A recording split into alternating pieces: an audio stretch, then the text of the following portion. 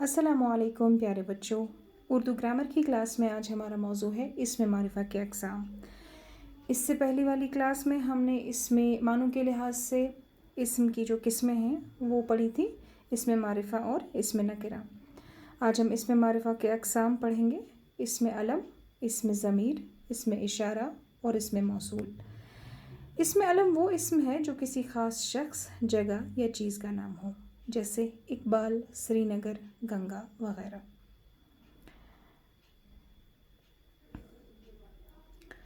इसमें ज़मीर वो इस्म या कलमा है जो किसी इस्म की जगह इस्तेमाल किया जाए। मसलन सलीमा एक मेहनती लड़की है, वो रोज़ाना स्कूल जाती है, वो मेरे साथ पढ़ती है। इसमें हमने पहले जुमले में सलीमा एक मेहनती लड़की है, लेकिन दूसरे जुमले में सलीमा का नाम लिखने के बजाय हमने लफ्ज़ वो का इस्तेमाल किया। लफ्ज़ वो इसमें ज़मीर है। वो मेरे साथ पढ़ती है, यहाँ पर भी वो जो है इसमें ज़मीर है। अब हम यूँ भी कह सकते हैं कि सलीमा एक मेहनती लड़की है, सलीमा रोज़ाना स्कूल जाती है, सलीमा मेरे साथ पढ़ती है। तो इसमें काफ़ी रेपिटिशन हो जाएगा, यानी हम इसमें काफ़ी बार सलीमा लफ्ज़ को, सलीमा के नाम को दोहरा रहे हैं।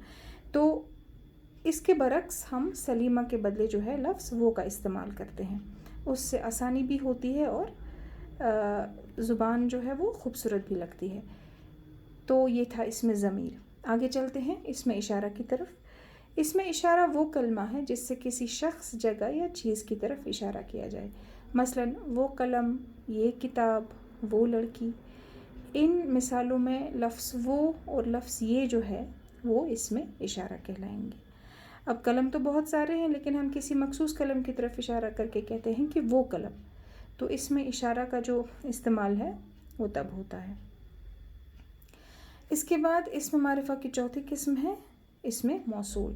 वो इस्म है जिसके साथ जब तक कोई दूसरा जुमला ना मिलाया जाए तो पूरा मानी जो है वो नहीं ज़ाहिर होता। मसलन जिस शख्स ने चोरी की उसको पकड़ा गया।